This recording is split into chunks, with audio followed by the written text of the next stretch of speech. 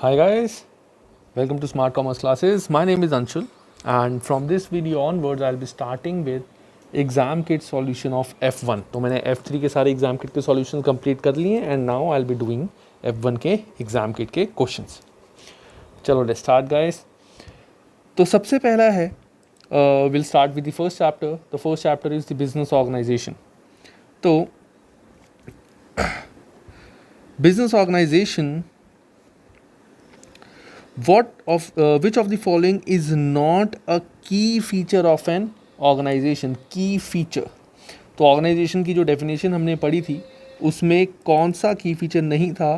Control performance organisation होता था, collective goals होता था, सोशल अरेंजमेंट होता था, क्रिएशन ऑफ अ प्रोडक्ट और सर्विस ये नहीं होता था. इट वॉज नॉट अ की फीचर ऑफ एन ऑर्गेनाइजेशन. ये तो हमने चीज़ें डेफिनेशन में ही पढ़ी थी. Then the answer is D, creation of a product or service. Next, which of the following organizations is normally found in public sector? Public sector basically कौन सी होती हैं?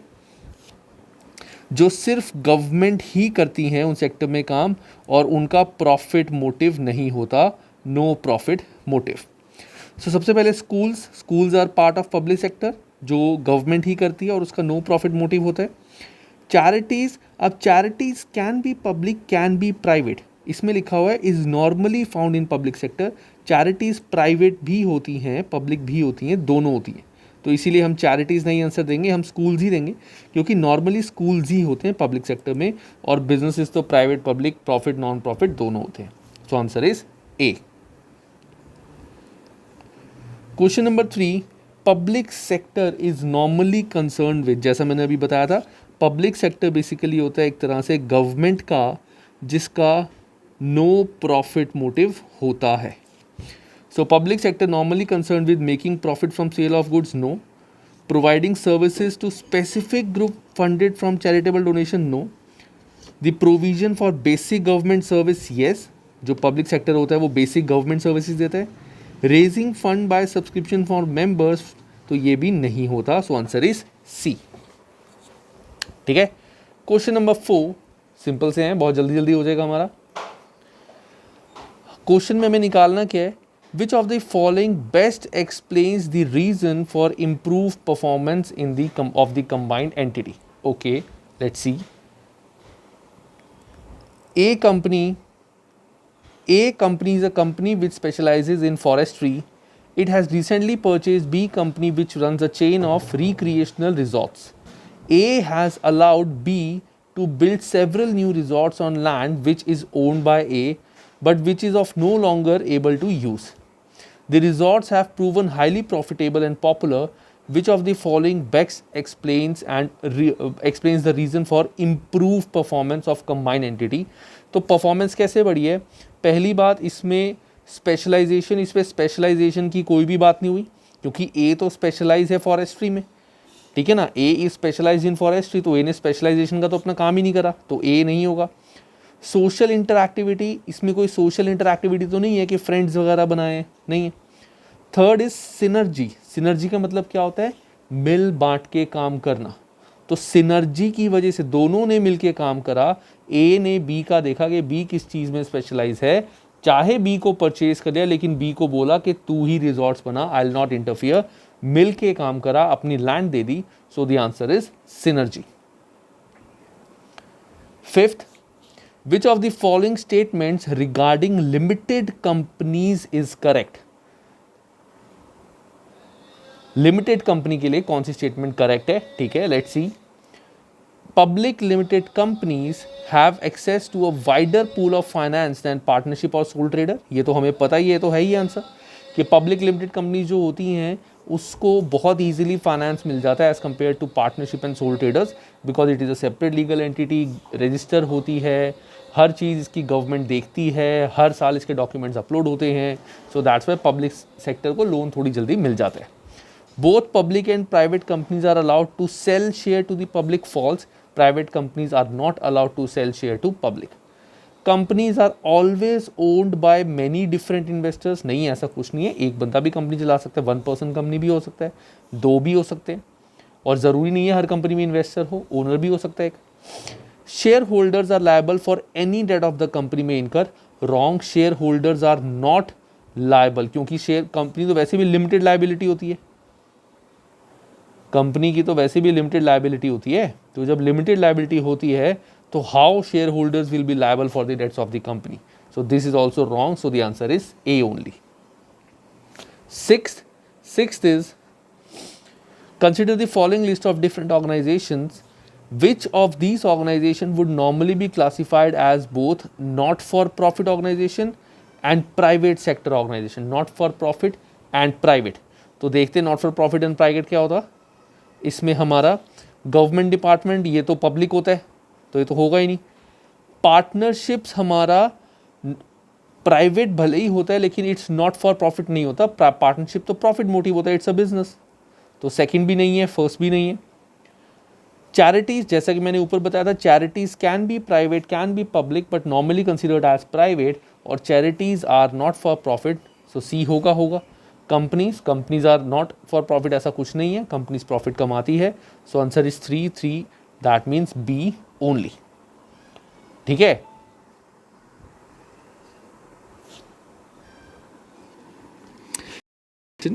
Question number 7. So question number 7 is, an organization that is owned and democratically controlled by its members, which type of organization does this relates to? तो अगर owned and controlled by members है तो पहली बात इसको हम चैरिटी नहीं बोल सकते. Why don't we call it as charity? Because charity हालांकि ओन्ड बाय, इसमें owned and control by members का पॉइंट है, बट चैरिटीज़ में एज सच मेंबर्स तो होते नहीं हैं. Charities are like not for profit organization, तो इसमें कंट्रोल गवर्नमेंट का भी होता है क्योंकि charity should be registered and all, तो इसमें खाली ओनर का कंट्रोल नहीं होता. Non governmental organization can be businesses and all which may not be a non government organisation, लेकिन वो गवर्नमेंट में रजिस्टर करनी पड़ती हैं एंड गवर्नमेंट का थोड़ा बहुत कंट्रोल उसमें भी होता है. Then comes cooperative. अब कोऑपरेटिव सबको याद होगा, मैंने कोऑपरेटिव का बड़ा अच्छा एग्जांपल दिया था. कोऑपरेटिव लाइक जैसे बहुत लोगों को पता होगा कि जो सोसाइटीज़ होती हैं जहाँ पे फ्लैट्स, बेसिकली फ्लैट्स में जो बहुत सारे बच्चे फ्लैट्स में रहते होंगे, तो फ्लैट्स में क्या होता है, बहुत चीज़ें हमें फ्लैट्स के अंदर ही अवेलेबल हो जाती हैं at a very lesser rate. क्यों? फ्लैट में क्या होता है, flats is like a cooperative society. तो क्या होता है कि फ्लैट में जैसे फॉर एग्जांपल सबको सब्जियां लेनी है, तो फ्लैट में से कुछ लोग सब्जी मंडी जाते हैं, मार्केट जाते हैं, वहाँ से बल्क में सामान परचेज़ कर लेते हैं, और बल्क का सामान हमेशा सस्ता होता है, तो वो बल्क में सामान परचेज़ कर लेते हैं और वो सारा सामान सारे फ्लैट ओनर्स को जिसको चाहिए होता है वो ले लेते हैं. That's why it is like a cooperative society. So it is owned and democratically controlled by its members only, क्योंकि इसमें ओनर्स नहीं होते. तो नॉन गवर्नमेंट ऑर्गेनाइजेशन में कैन बी ओनर्स, बट यहाँ पे सारे मेंबर्स होते हैं, it's not owners. Private limited company में कंट्रोल्ड बाय मेंबर्स नहीं, ये कंट्रोल्ड बाय डायरेक्टर्स होते हैं. Private limited companies are controlled by directors and not members. Members means owners. ठीक है, तो इसका आंसर आएगा सी. 8, वेस्ट्रोस इज, पहले क्वेश्चन पढ़ते हैं. Which of the following is likely to be the most appropriate source of finance? सबसे अच्छा सोर्स ऑफ फाइनेंस क्या रहेगा? Vestos is an organization which imports computers into country A and sells them the public in order to make profit.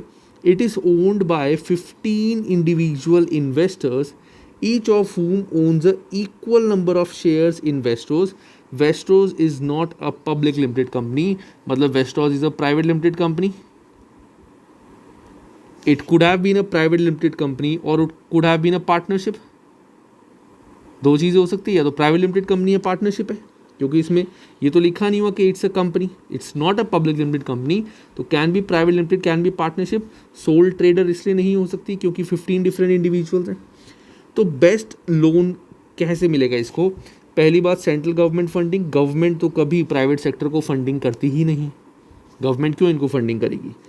Existing owners of Westros. So existing owners यानी जो ये 15 individual हैं, इन्हीं को बोला जा सकता है कि आप बिजनेस में और पैसे लगाओ.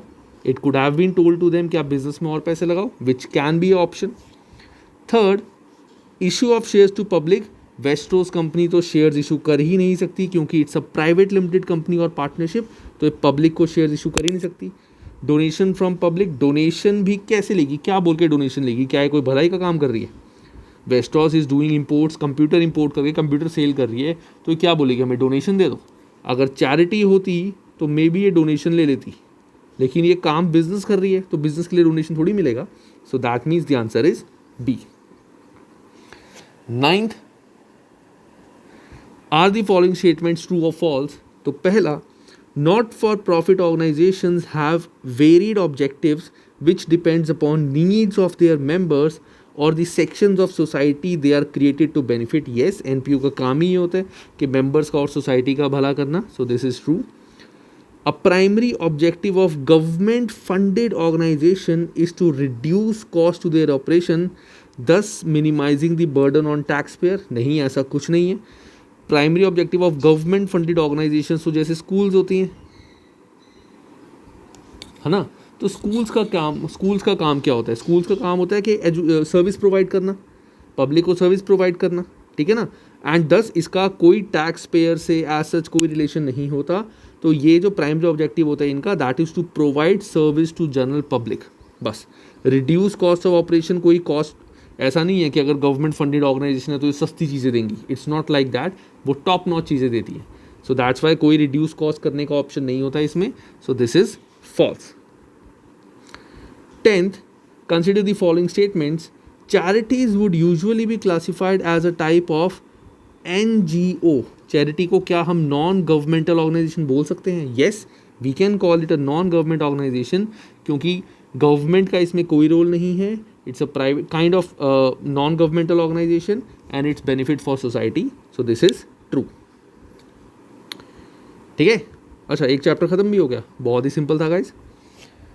चलो नेक्स्ट चैप्टर गाइस, मैं एक बार पहले पीछे वाले सारे आंसर्स चेक कर लूँ, जस्ट वेट।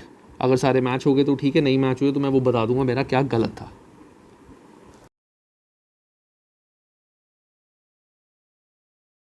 सारे क्वेश्चन अभी तक ठीक है, कोई भी गलत नहीं है। चलो let's start with the second chapter. Second chapter है business organisation and structure. So first is, which of the following statement regarding entrepreneurial structure is correct? So first is इसमें, so entrepreneurial होता क्या बेसिकली, जब individual बंदा अपना business चलाता है, ठीक है, इजी सोल ओनर, सारे प्रॉफिट सारे लॉसेस उसी को मिलते हैं। तो उस केस में क्या होगा, it usually allow for defined career path for employees. ऐसा तो आई थिंक कुछ नहीं है। Defined career path of employees, तो आई थिंक ये नहीं होगा गाइस। रीज़न बीइंग क्योंकि एम्प्लॉयज़ जब एंटरप्रेन्योरियल स्ट्रक्चर चलता है तो all the decisions regarding the business are taken care by the owner यानी एंटरप्रेन्योर। तो एम्प्लॉयज़ को तो जैसा काम दिया जाए सिर्फ वही करना होता है। सो उनकी एज सच कोई career a good managers of a business, तो वो चीज़ नहीं होती। सो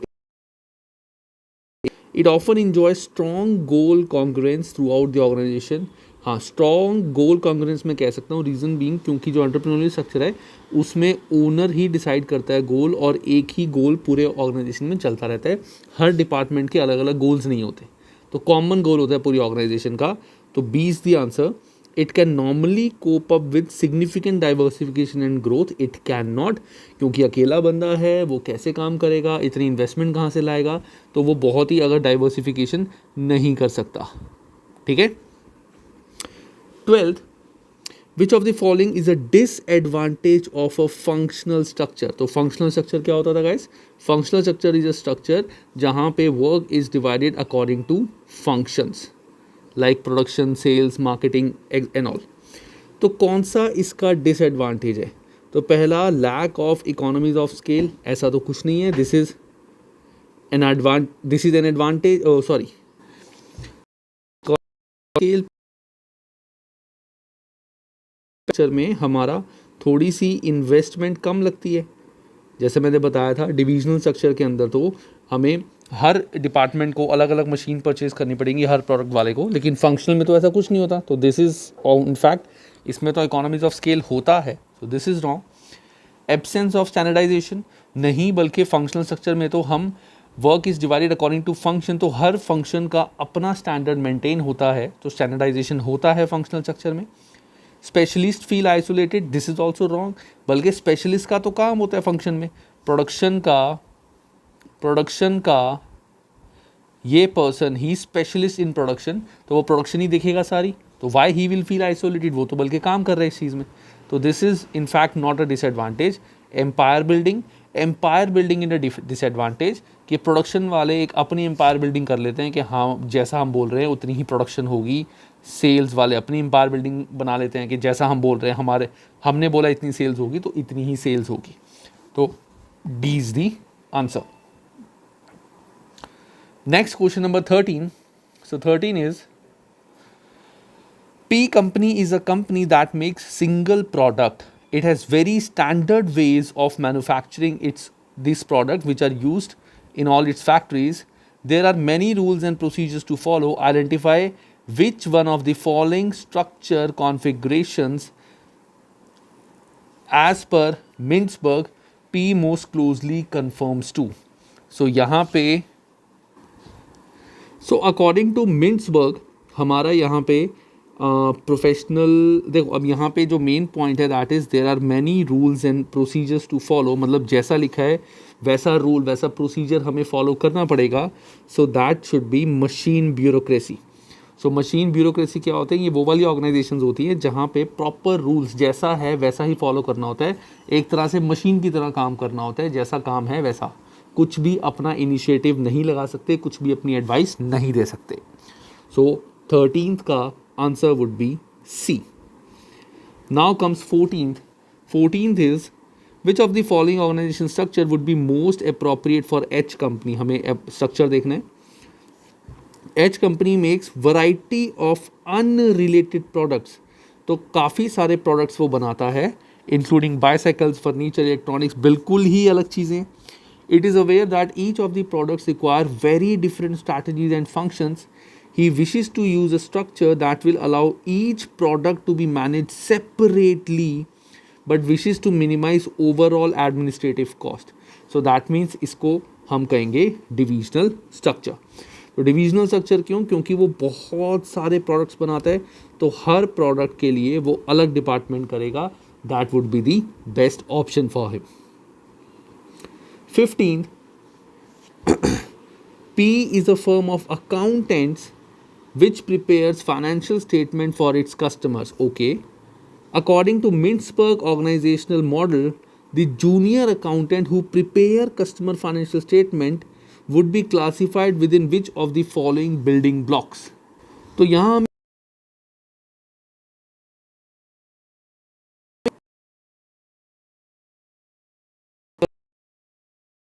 एक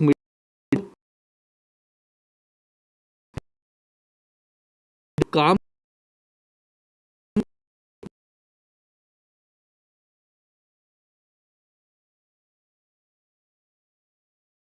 ये वो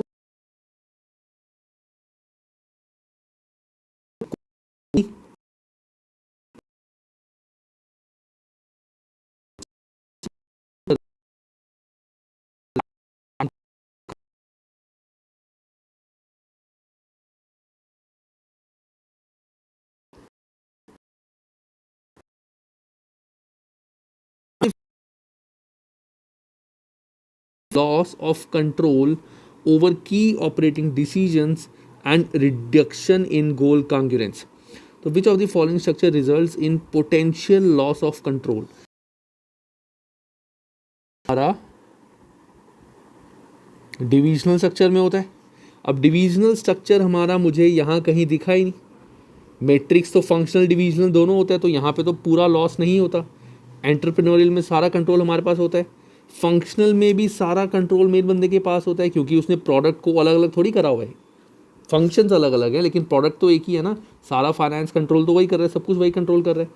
सो geographic is a kind of divisional, कि मैंने अलग अलग एरिया के अलग अलग बंदे अपॉइंट कर दिए कि इस एरिया का सारा काम तुमने देखना है जैसे मर्जी करके।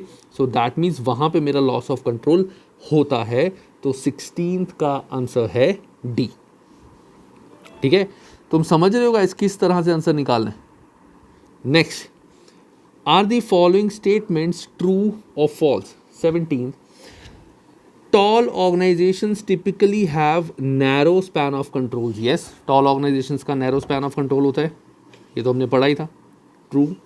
A flat organization is one which have shorter scalar chain.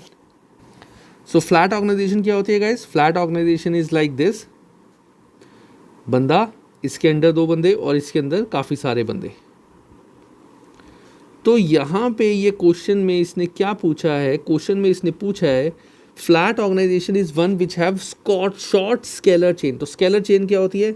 एक ये इसको बताएगा, ये इसको बताएगा, ये इसको बताएगा, ये इसको बताएगा, ये इसको, then this, then this, then this, ये होता है स्केलर चेन.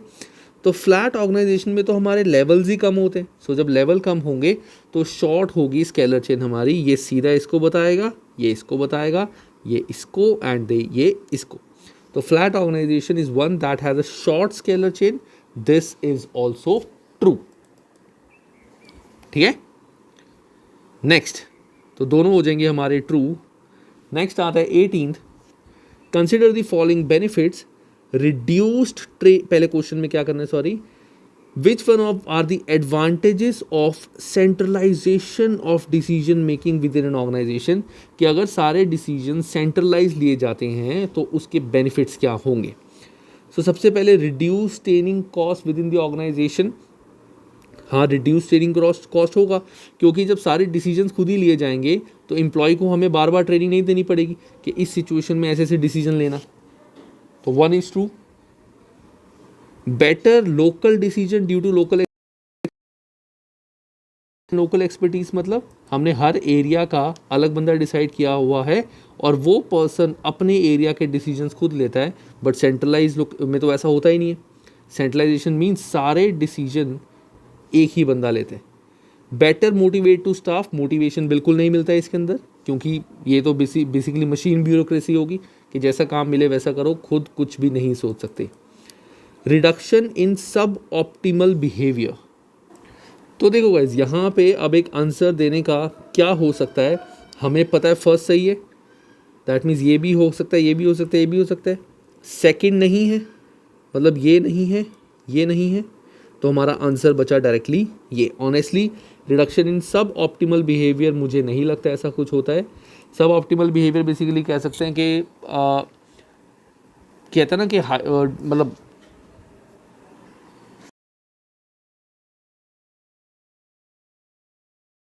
कम डिसीजन या जो बेस्ट डिसीजन होता है, या बेसिकली सब ऑप्टिमल बिहेवियर को यू कैन से कि जब हमारा सेंट्रलाइज डिसीजन नहीं लेता है.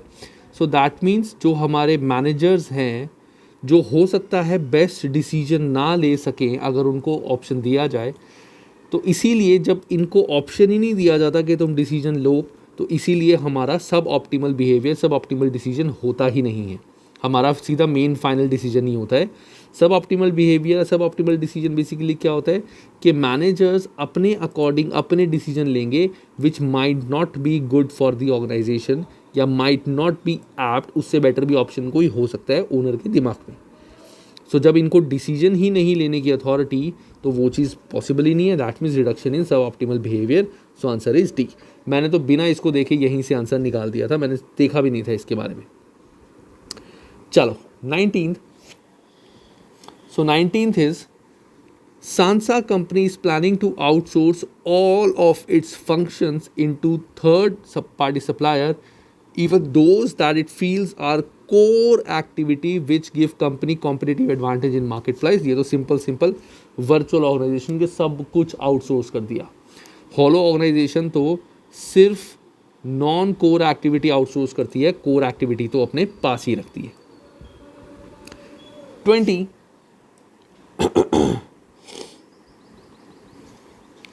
Sandra manufactures motor vehicles.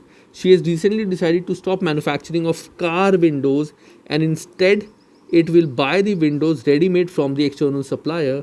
The remaining components of the motor vehicle will continue to be made by Sandra. So देखा जाए तो this is a hollow organization कि कोर खुद के पास है, नॉन कोर बाहर है. तो वर्चुअल तो होगी नहीं, शेयर्ड सर्विस भी नहीं होगी. मैट्रिक्स स्ट्रक्चर का तो कोई लिंक ही नहीं है इससे, ये तो स्ट्रक्चर की तो बात ही नहीं हो रही है, ठीक है ना। तो शेयर्ड सर्विस कोई सर्विस भी नहीं है, वर्चुअल तो होता है सारा काम बाहर देना, तो it is a modular structure, ठीक है, it will be a modular structure. Next 21, एक second guys. Offshoring refers to the transfer of country at lower wage rates. This is false. Offshoring का मतलब होता है काम दूसरी कंट्री में भेजना ताकि वहाँ के ही एम्प्लॉयज़ करें at a lower wage rate. ऐसा नहीं होता कि अपने एम्प्लॉयज़ को बाहर भेजो। कौन सा बंदा ऐसा होगा जो अपनी कंट्री छोड़ के दूसरी कंट्री में जाके कम पैसे लेगा? लोग बाहर जाते हैं ज़्यादा पैसे कमाने के लिए, ये बाहर भेज रहे हैं कम पैसे के लिए। So this is of course false. 22. Adopting a shared service approach refers to centralization of internal service within the organization. The operations of internal service will be unaffected. नहीं, सेंट्रलाइज तो नहीं होती। सेंट्रलाइज मतलब ये थोड़ी है कि सारी ओनर के पास होती है, दिस इज़ नॉट ट्रू। तो इसमें तो बेसिकली क्या होता है, हमने अपनी एक एक्टिविटी आउटसोर्स कर दी। जो 3 डिपार्टमेंट्स है हमारे, तीनों डिपार्टमेंट्स की कोई एक सिंगल एक्टिविटी को हमने अलग अलग जगहों पे देने की बजाय एक ही पर्सन को आउटसोर्स कर दिया, जैसे call center. So that is not centralize. Centralize मतलब कि हम उसके डिसीजन नहीं लेते, ठीक है ना। So that is not a centralise internal service. तो I should say this is false, क्योंकि मुझे ये इतनी एक्यूरेट नहीं लगी। 23rd, स्टार्क लिमिटेड, अच्छा टोनी स्टार्क, सबको याद आ गया Avengers. Stark Limited is a company that currently manufactures metal tubing. It has recently decided to open a series of new manufacturing plants within country H, which it believes will help into break into European market. Which level of strategy planning would this decision relates to? कि अगर अलग जगह पे उसने नया product, नई manufacturing शुरू करनी है, तो of course this is a top level decision. Top level decisions मतलब strategic decision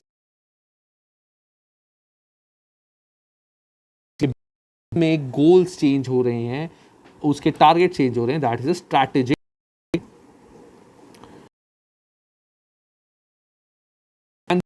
angle, there are 3 level of planning within an organization. Which level of planning is usually undertaken by organizations junior management? तो junior management तो operational level की decisions लेते हैं, of course, ये तो पता ही है हम सबको, simple है। तो this is operational। 25th, when considering roles of different departments, which one of the following is likely to be concerned with identifying and satisfying customer needs? अलग अलग रोल्स होते हैं, अलग अलग डिपार्टमेंट्स। तो कौन सा department is concern with identifying and satisfying customer needs? पहली बात, प्रोडक्शन का इससे कोई लिंक नहीं होता। रिसर्च एंड डेवलपमेंट का भी इससे कोई लिंक नहीं। रिसर्च एंड डेवलपमेंट तो जो प्रोडक्ट बनाना है उसको देखते हैं कि कैसे वो बनाना है, ये काम होता है मार्केटिंग वालों का। मार्केटिंग करते टाइम उनका फर्स्ट स्टेप ही ये होता है कि वो ये देखते हैं कि कस्टमर की नीड्स पूरी हो और जो चीज़ कस्टमर को चाहिए हम वो ही बनाएं। This is a job of marketing people. 26, an online retailer use 4 P's marketing mix model should categorize its websites under the category of place. Website किस कैटेगरी में आते हैं? Obviously this is true. Website तो आता है कि कौन सी जगह पे मुझे अपना प्रोडक्ट सेल करना है। 4 P's, product, price, place, promotion. Product तो वेबसाइट में नहीं आएगा, प्राइस भी नहीं आती, प्लेस एंड प्रमोशन। प्रमोशन होता है एडवर्टीजमेंट। इसमें ये नहीं कह रहा कि वो वेबसाइट पे एडवर्टीजमेंट कर रहा है, वो कह रहा है कि वो कैटेगराइज कर रहा है उसकी वेबसाइट कि वो वेबसाइट से ही अपना सामान सेल करेगा।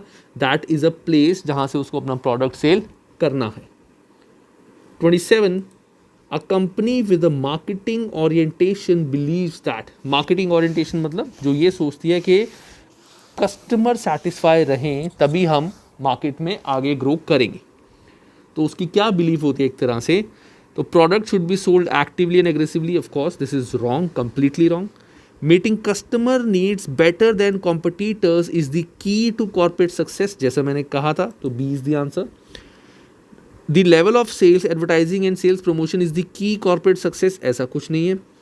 Producing goods and services of optimum quality, ऐसा भी कुछ नहीं है। मार्केटिंग वाले की तो ओरिएंटेशन होती है कस्टमर की नीड्स पूरी हो तभी हमारा सामान बिकेगा। 28, the use of basic rather than extended marketing mix is more appropriate when a company, so extended marketing mix अगर नहीं यूज़ करना, बेसिक मार्केटिंग मिक्स यूज़ करना है, वो कहाँ चल सकता है हमारा? सो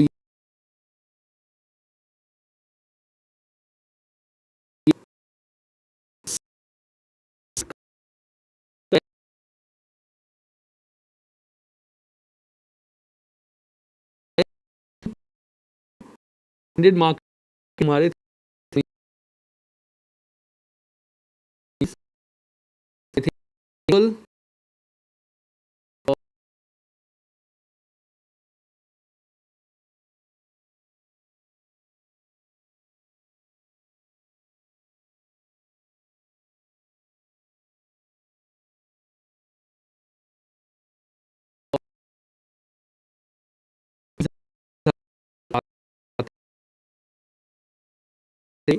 the use of basic case of manufacturing of a product, तो directly interact with customer such as supermarket, नहीं, इसका कोई रोल नहीं है ऐसे।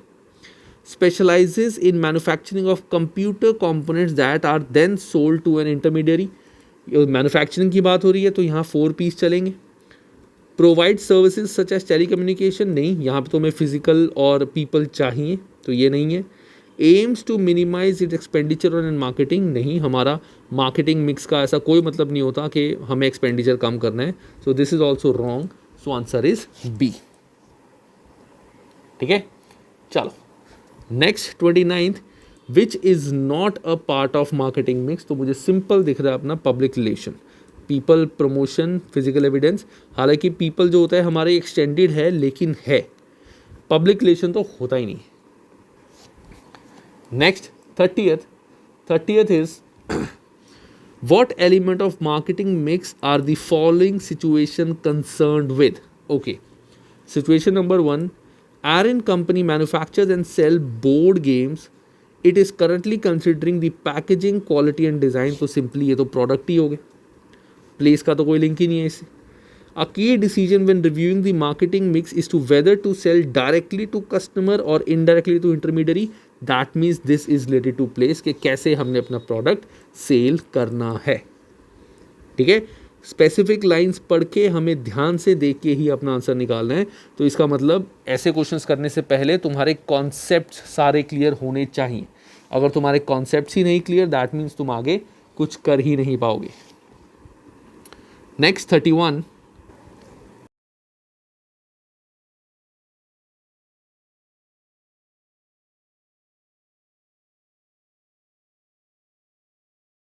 customers will be willing to pay more, what type of pricing strategy is the business considering? तो pricing strategy यहाँ पे क्या होगी? It should be penetration pricing नहीं, going rate pricing नहीं, price skimming नहीं, it should be price discrimination कि charging different products or different price of the product in different markets. ठीक है, so this should be price discrimination. Next 32, printers are available to buy very cheaply. However, the cartridge required to operate them are expensive. What kind of pricing strategy that the printer manufacturer using?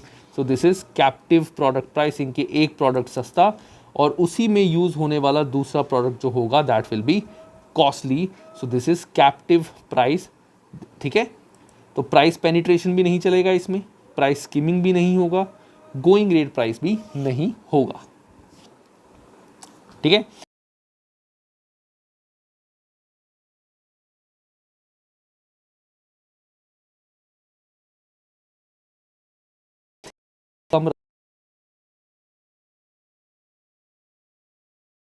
पहले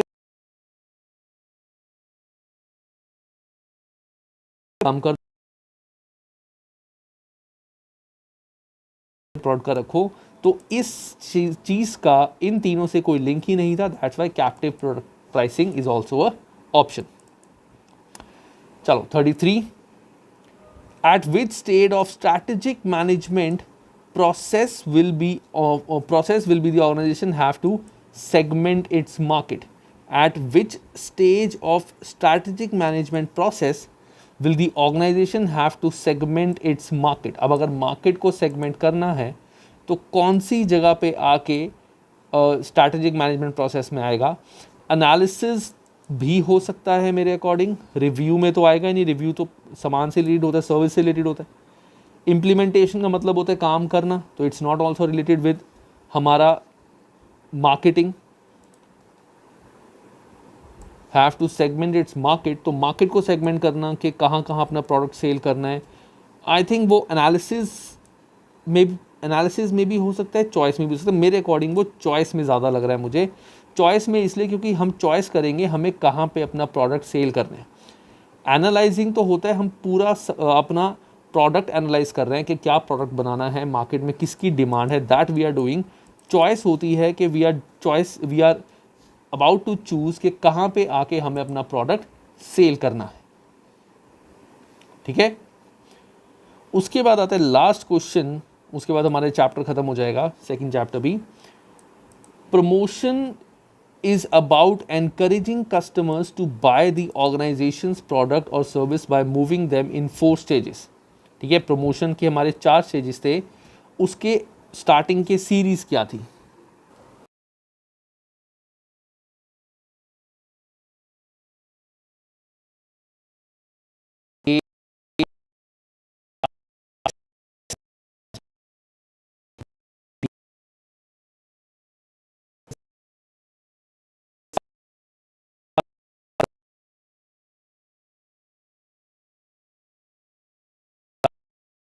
का then जब interest आएगा तो उनको desire होगी, हाँ हमें ये प्रोडक्ट लेना है, मार्केट में जाते हैं, एंड देन एक्शन कि अपना प्रोडक्ट अवेलेबल करो हर जगह ताकि वो चाहे तो अपना प्रोडक्ट ले ले। सो पहला इज अवेयरनेस, सेकंड यहाँ पे आ रहा है, देन इंटरेस्ट फोर्थ यहाँ पे आ रहा है, देन डी डिज़ायर थर्ड और पहला एक्शन।